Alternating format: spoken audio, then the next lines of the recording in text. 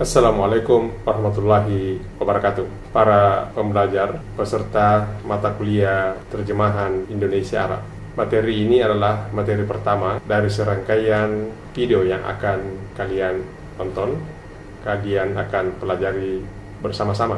Materi pertama ini akan membahas tentang teori-teori penerjemahan. Subcapaian CPMK atau capaian pembelajaran mata kuliah yang akan kita pelajari kali ini adalah setelah mengikuti materi ini atau modul ini, peserta kuliah diharapkan mampu menjelaskan teori dan strategi penerjemahan dari bahasa sumber, dalam hal ini bahasa Indonesia, ke bahasa sasaran, dalam hal ini bahasa Arab. SUBCPMK ini akan kita bahas dengan 2 kegiatan belajar. Dengan kata lain, kita akan membahasnya 2 kali pertemuan. Teori-teori penerjemahan yang akan kita bahas pada pertemuan pertama atau kita belajar pertama kali ini adalah yang pertama, teori pengalihan makna, yang kedua, teori pengungkapan pesan, dan yang ketiga, teori pergeseran makna. Ketiga teori inilah yang akan kita bahas pada pekan pertama ini, dan peserta kuliah diharapkan mengikuti langkah-langkah yang akan dilakukan, yang akan dipelajari selama pekan ini.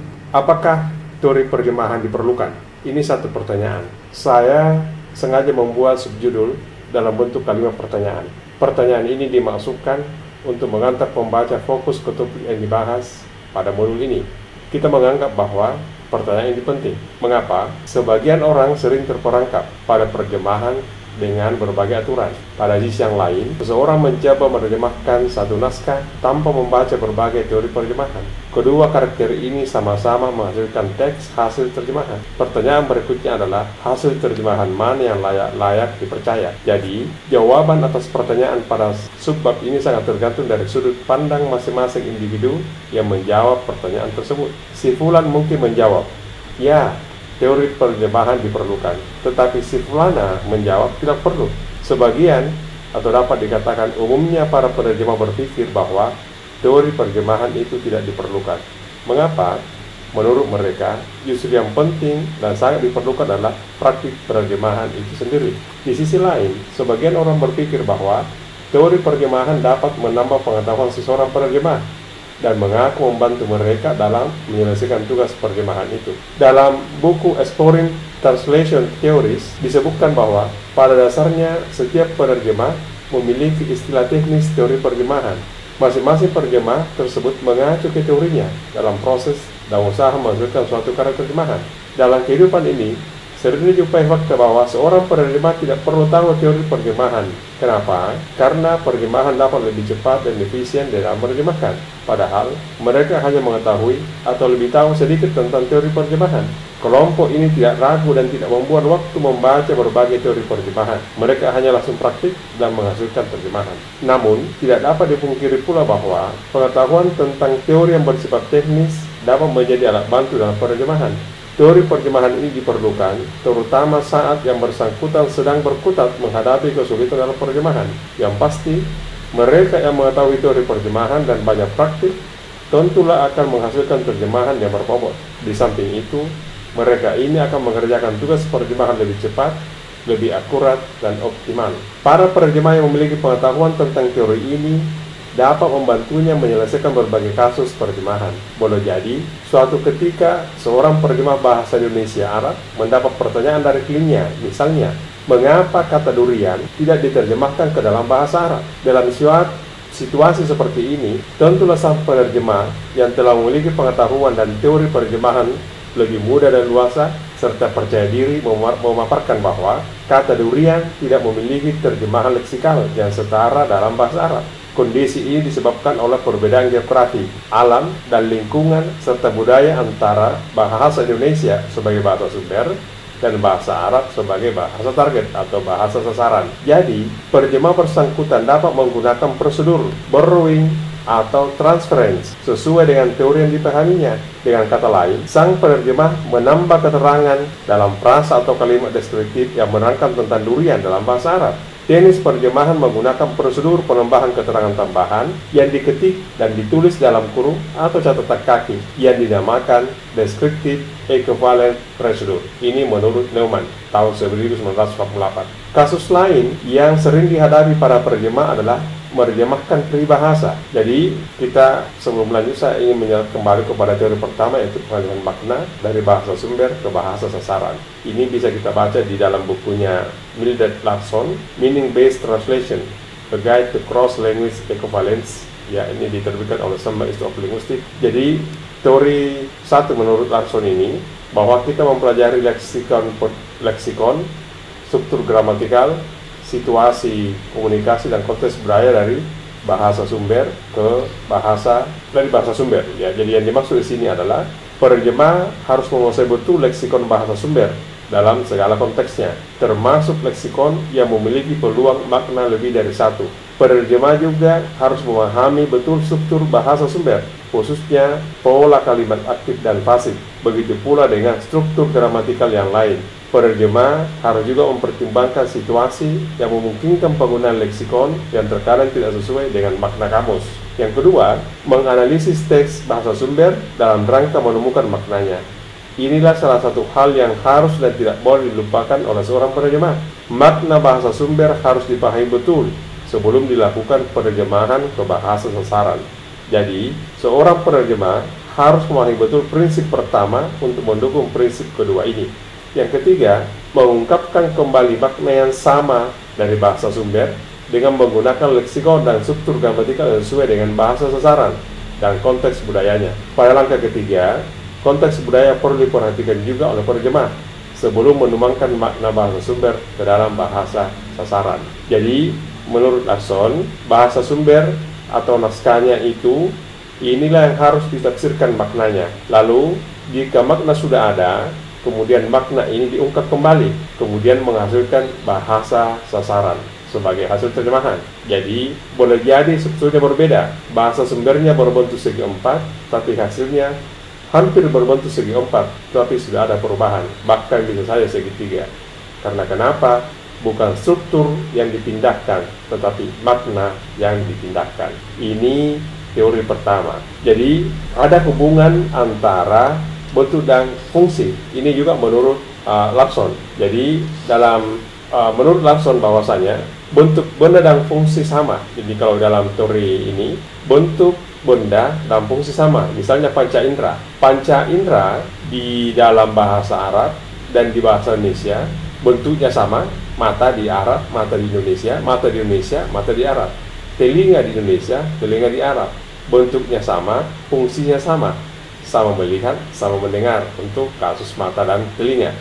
Inilah disebut dengan hubungan antara bentuk dan fungsi. Kalau yang seperti ini, itu mudah kita terjemahkan karena bentuknya sama, fungsinya sama, leksikalnya ada. Yang kedua, kadang bentuk benda sama, tetapi fungsi berbeda. Misalnya, roti. Kenapa dikatakan benda roti sama dalam bahasa sumber maupun bahasa sasaran? Namun, roti memiliki fungsi yang berbeda dalam bahasa sumber dan bahasa sasaran. Dalam bahasa sumber di Indonesia, roti bukanlah hidangan utama atau makanan pokok. Sebaliknya, dalam bahasa sasaran bahasa Arab, roti tersebut merupakan hidangan utama. Dalam bahasa sumber atau bahasa Indonesia, dalam hal ini yang kita pelajari, roti hanya merupakan makanan pencuci mulut atau makanan pelengkap pada sebuah pesta. Namun, dalam bahasa Arab atau bahasa sasaran, roti tersebut merupakan makanan utama. Ini juga perlu kita perhatikan. Yang ketiga, benda yang sama tidak terdapat dalam bahasa sumber, tetapi memiliki fungsi yang sama dalam bahasa sasaran. Misalnya, beras dan roti. Dalam kebudayaan bahasa sumber, bahasa Indonesia, kita sepakat bahasa sumber yang kita pelajari sekarang ini adalah bahasa Indonesia. Beras itu adalah makanan pokok atau makanan utama. Sedangkan bahan pokok makanan utama dalam bahasa Arab atau bahasa sasaran adalah tepung roti. Jadi, antara beras dan tepung roti memiliki bentuk yang berbeda, tetapi memiliki fungsi dalam kedua kebudayaan bahasa sumber dan bahasa sasaran. Ini juga relatif mudah kita jelaskan dan terjemahkan jika kondisi hubungan antara makna dan fungsi itu terjadi seperti ini. Kondisi keempat, sebuah benda, baik dalam bahasa sumber maupun bahasa sasaran, bentuk sebuah benda dan fungsinya tidak memiliki hubungan sama sekali. Sebuah benda dalam bahasa sumber merujuk ke benda yang tidak terdapat dalam kebudayaan bahasa sasaran. Kita di Indonesia, di persawahan ada namanya sawah sengkedan. Itu tidak ada di dalam bahasa sasaran bahasa Arab. Ini agak sulit dalam menerjemahkan secara leksikal. Harus ada penjelasan yang panjang, bahkan mungkin terjemahan dalam bentuk catatan kaki. Sebaliknya, ada banyak benda dalam bahasa Arab tidak punya juga equivalence dalam bahasa Indonesia, baik dari sisi bentuk dan fungsi. Igal, ikat kepala orang Arab yang hitam itu yang bundar, itu tidak ada di dalam kamus orang Indonesia, sehingga yang seperti ini juga membutuhkan penerjemahan yang disebut dengan penerjemahan tambahan ya. Jadi ada makna yang terjemahkan. Selanjutnya kita pindah ke teori kedua, yaitu pengungkapan kembali pesan dari bahasa sumber ke bahasa sasaran. Ini diperkenalkan oleh Nida dan Tybert di dalam bukunya The Theory and Practice of Translation. Menurut Nida, ada 3 langkah yang harus dilakukan kalau kita ingin menerjemahkan dari menerjemahkan naskah bahasa sumber ke naskah bahasa sasaran, yaitu analisis, transfer, dan restructuring. Pada tahap analisis, Nida dan Tybert menyarankan penerjemah agar senantiasa menganalisis isi pesan bahasa sumber berdasarkan bentuk gramatikal dan maknanya. Dalam proses ini, penerjemah harus memecah kalimat-kalimat bahasa sumber menjadi satuan gramatikal berstruktur kalimat-kalimat dasar, frasa-frasa, dan kata-kata. Hal ini dimaksudkan untuk menangkap makna yang ada pada kalimat-kalimat itu, termasuk makna dalam frasa dan kata-katanya. Pendekatan ini dikenal pula dengan teknik analisis komponen. Tahap kedua adalah pengalihan materi-materi yang telah dianalisa oleh penerjemah dari bahasa sumber ke bahasa sasaran. Proses dan tahapan ini yang disebut tahap transfer. Adapun tahap ketiga disebut dengan tahap restructuring. Pada tahapan ini, seorang penerjemah melakukan penyusunan materi-materi yang telah diterjemahkan atau telah dialihkan dengan tujuan utama membuat pesan dalam bahasa sasaran. Pesan yang telah dialihkan dari bahasa sumber ke bahasa sasaran tersebut sedapat mungkin secara keseluruhan dapat diterima oleh penutur bahasa sasaran. Jadi proses penerjemahan dikemukakan oleh Nida dan Tybert itu seperti di dalam layar kita, bahasa sumber dianalisis, ditransfer, direkturin, baru sampai kepada hasil terjemahan. Teori ketiga adalah pergeseran makna. Pergeseran makna ini dikenalkan oleh Catford ya dalam bukunya Holistic Theory of Translation. Dalam penerjemahan sering dijumpai pula perubahan-perubahan secara linguistik yang ditemukan di dalam bahasa sumber dan bahasa sasaran. Perubahan secara linguistik dikenal dengan istilah pergeseran dalam penerjemahan. Catford membagi pergeseran penerjemahan ini menjadi 2 jenis. Ya, jadi ada pergeseran tataran atau level shift dan pergeseran kategori atau kategori shift. Pergeseran tataran adalah pergeseran yang terjadi di antara tataran gramatikal dan tataran leksikal. Pada tataran linguistik, antara bahasa sumber dan bahasa sasaran memiliki kesepadanan penerjemahan yang berbeda dalam tataran gramatikal yang bergeser menjadi tataran leksikal atau sebaliknya. Pergeseran dari tataran leksikal dalam bahasa Indonesia sebagai bahasa sumber menjadi tataran gramatikal dalam bahasa Arab sebagai bahasa sasaran dapat dilihat misalnya, Ahmad telah membaca buku. Perhatikan, kata telah di sini diberi tanda merah. Diterjemahkan ke dalam bahasa sasaran, Qara'a Ahmad al-Kitaba. Kata leksikal telah yang bertanda merah tersebut dalam bahasa Indonesia menunjukkan keterangan kejadian yang telah terjadi. Sebaliknya dalam bahasa Arab, keterangan waktu telah terjadi tidak diungkapkan dalam tataran leksikal, tetapi dalam tataran gramatikal. Kata kerja membaca, qara'a, telah mengandung makna telah. Makna telah yang tercantum dalam kata kerja qara'a merupakan makna gramatikal. Bentuk gramatikal ini dipengaruhi pula oleh predikat dan subjek dari kata kerja itu. Bentuk gramatikal ditentukan pula oleh gender subjek atau pelaku. Dalam bahasa Arab, kala dan waktu tercantum maknanya secara gramatikal dalam kata kerja. Yang kedua, pergeseran kategori atau kategori shift. Pergeseran kategori dalam adalah suatu kedudukan linguistik bahasa sumber dan bahasa sasaran yang berbeda dalam teks. Contohnya, sebuah kata dalam teks bahasa sumber diterjemahkan menjadi frasa dan teks dalam bahasa sasaran. Ini saya pindah supaya kita lihat lebih dekat ya. Jadi ini akan ada 4 langkahnya. Jadi yang pertama itu adalah pergeseran struktur gramatikal ya, atau structure shift. Pergeseran struktur terjadi pada tingkat frasa, klausa, dan kalimat. Dengan kata lain, pergeseran struktur dapat terjadi pada semua tingkat. Contohnya dapat dilihat pada terjemahan bahasa Indonesia ke bahasa Arab berikut. Ahmad telah membaca buku. Bentuknya subjek, predikat, objek. Ahmad pelaku, predikatnya telah membaca dan membaca buku. Dalam bahasa Arab diterjemahkan menjadi Qara'a Ahmad al-Kitabah. Bentuknya bukan lagi SPO tetapi PSO, predikat kata kerja, kemudian ada subjek Ahmad dan ada objek. Ini disebut dengan pergeseran struktur gramatikal dalam penerjemahan. Kemudian yang kedua adalah pergeseran kelas kata. Clifford memiliki pandangan bahwa pergeseran kelas kata dapat terjadi pada saat terjemahan dari bahasa sumber ke bahasa sasaran. Kelas kata dalam bahasa Indonesia dapat saja berubah dalam bahasa Arab. Hanya saja, contoh pergeseran kelas kata ini saya belum dapat berikan. Namun ini teorinya Clifford. Jadi kelas shift ini saya belum tahu apa contohnya, tapi kita tetap mengakui bahwa ini adalah bagian dari teorinya Clifford. Yang ketiga, ada namanya pergeseran unit shift. Seringkali penerjemah memadamkan atau mengalihkan atau menerjemahkan unit gramatikal bahasa sumber ke dalam bahasa sasaran pada level yang berbeda. Unit gramatikal yang dimaksud diantaranya kata, frasa, klausa, dan kalimat. Dalam bahasa Indonesia sebagai bahasa sumber, terdapat unit gramatikal level frase. Tetapi dalam bahasa Arab sebagai bahasa sasaran, unit frasa tersebut hanya merupakan unit kata. Contohnya, apakah Anda bekerja di rumah sakit? Perhatikan rumah dan sakit. Ini adalah frasa yang menjadi satu kata dalam bahasa Indonesia. Di dalam bahasa Arab, rumah sakit sudah ada terjemahannya, itu mustasfa.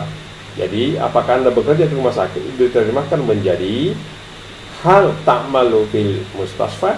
Jadi kata mustasfa, rumah dan sakit, jadi frasa rumah dan sakit diterjemahkan dengan mustasfa karena dia punya pergeseran unit dari frasa ke kata. Dan terakhir adalah pergeseran sistem bahasa, intersystem shift. Setiap bahasa memiliki sistem bahasa yang berbeda. Contohnya dalam hal jamak, bahasa Indonesia memiliki sistem bahasa jamak ini dengan mengurang sebuah kata atau menambahkan kata jamak, misalnya para, beberapa, banyak, dan lain-lain. Bahasa Arab memiliki sistem jamak yang berbeda dengan bahasa Indonesia. Bahasa Arab memiliki sistem jamak yang dikenal dengan jamak taksir, muzakkar salim, dan muannats salim. Selain itu, bahasa Arab memiliki sistem gender, muzakkar, dan muannas. Sistem ini tidak terdapat dalam bahasa Indonesia. Dengan demikian, seorang penerjemah dari bahasa Indonesia ke bahasa Arab harus memperhatikan betul-betul sistem bahasa dari bahasa sumber ini ke dalam bahasa sasaran. Contoh pergeseran sistem bahasa ini dapat dilihat pada kalimat. Misalnya, rumah itu indah. Jadi dalam bahasa Arab, kalau rumah-rumah bukan kata yang diulang bait-bait, tetapi al-buyut. Kata itu dalam bahasa Indonesia, dalam bahasa Arab ada kata talika dan ada kata tilka. Tetapi karena ini bentuknya rumah-rumah itu indah, dalam bahasa Arab hanya disebutkan al-buyutu jamilatu. Dalam bahasa Indonesia, frasa para pekerja menunjukkan jamak. Sebaliknya dalam bahasa Arab, frasa para pekerja. Jadi kalau misalnya ada lagi yang lain, contoh yang lain adalah para pekerja menuju kantor. Ini contoh lain, para pekerja menuju kantor. Al-ummalu yadhhabuna ilal idara. Dalam bahasa Indonesia, frasa pekerja menunjukkan jamak. Sebaliknya dalam bahasa Arab, para pekerja sepadan dengan al-ummalu. Begitu pula dengan kata rumah-rumah yang menunjukkan jumlah rumah yang banyak dan dalam kategori jamak. Tetapi dalam bahasa Arab cukup dengan perubahan morfem atau jamak taksir saja. Demikianlah kesepadanan sistem bahasa antara bahasa sumber dan bahasa sasaran. dalam pergeseran sistem bahasa yang berlaku dalam kaidah perjemahan ini.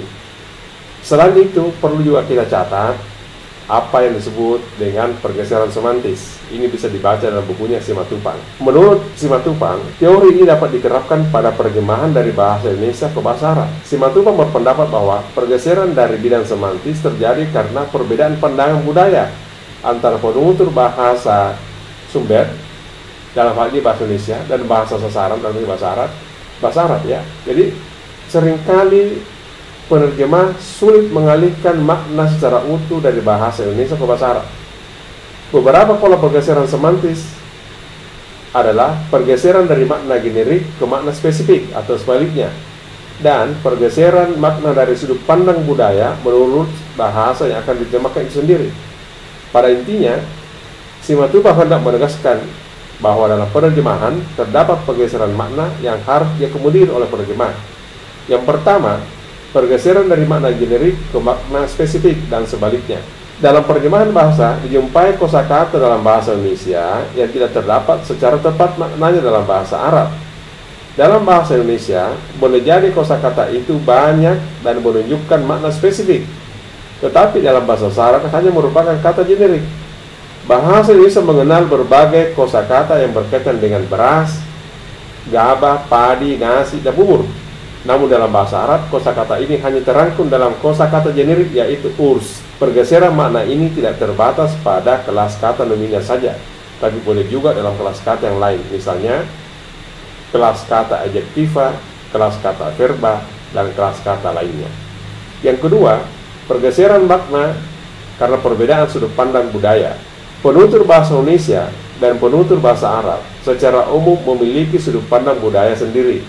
Karena itu, dalam penerjemahan, perbedaan makna dari sudut pandang budaya ini juga perlu diperhatikan. Simatupang menyatakan bahwa pergeseran antara bahasa Indonesia dan bahasa Arab dapat dipengaruhi oleh perbedaan sudut pandang budaya tersebut. Dalam kaitan dengan perjemahan dari bahasa Indonesia ke bahasa Arab, perbedaan sudut pandang ini pun tidak dapat dihindari. Beberapa makna dilihat dari sudut pandang budaya ini menjadi penting. Misalnya, kata panjang tangan dalam bahasa Indonesia sangat berbeda dengan tawilul yad dalam bahasa Arab. Dalam bahasa Indonesia, frasa panjang tangan bermakna orang yang suka mengambil milik orang lain atau orang yang suka mencuri. Frasa panjang tangan dalam bahasa Indonesia sangat negatif. Sebaliknya, frasa tawilul yad yang bermakna juga panjang tangan dalam budaya Arab bermakna orang yang suka memberi atau dermawan. Jadi, tawilul yad dalam pandang budaya orang Arab sangat positif. Jadi, seorang penerjemah tidak harus berhati-hati dalam memahami frasa ini, karena kalau tidak bisa tergelincir ke pemaknaan yang keliru, di mana panjang tangan di bahasa Indonesia bermakna negatif, sedangkan tawilul yad dalam bahasa Arab bermakna positif. Ini yang harus diperhatikan. Contoh lain yang dapat diberikan dari perbedaan sudut pandang ini adalah kata lebih tua dalam bahasa Indonesia dengan kata akbar dalam bahasa Arab. Sepintas terlihat bahwa frasa lebih tua dalam bahasa Indonesia tidak sepadan dengan kata akbar dalam bahasa Arab. Namun dalam menerjemahkan sebuah kalimat, keduanya sepadan. Mengapa? Perbedaan sudut pandang budaya antara penutur bahasa Indonesia dan penutur bahasa Arab yang menjadi jawabannya. Kedua prasakata ini dapat dilihat pergeserannya pada kalimat, misalnya, usiaku lebih tua dari usiamu. Bahasa Arabnya adalah ana akbaru minka sinna. Dalam kasus ini terjadi pergeseran makna dari lebih tua ke akbar, padahal arti kamus akbar adalah lebih besar. Namun demikianlah budaya penutur Arab dalam mengenai frasa lebih tua atau akbar. Jadi kesimpulan dari materi kita yang pertama ini adalah ada 3 teori yang utama. Yang pertama teori pengalihan makna, yang kedua teori pengungkapan kembali, yang ketiga teori pergeseran makna. Untuk yang ketiga ini juga kita bisa mengambil teorinya Simatupang, yaitu pergeseran dari makna generik ke makna spesifik dan sebaliknya, dan pergeseran makna karena perbedaan sudut pandang budaya. Demikian untuk modul yang pertama ini. Semoga peserta mata kuliah ini bisa memahami dan mampu menerapkan ketiga teori ini di dalam praktik perjemahan ke depan. Assalamualaikum warahmatullahi wabarakatuh.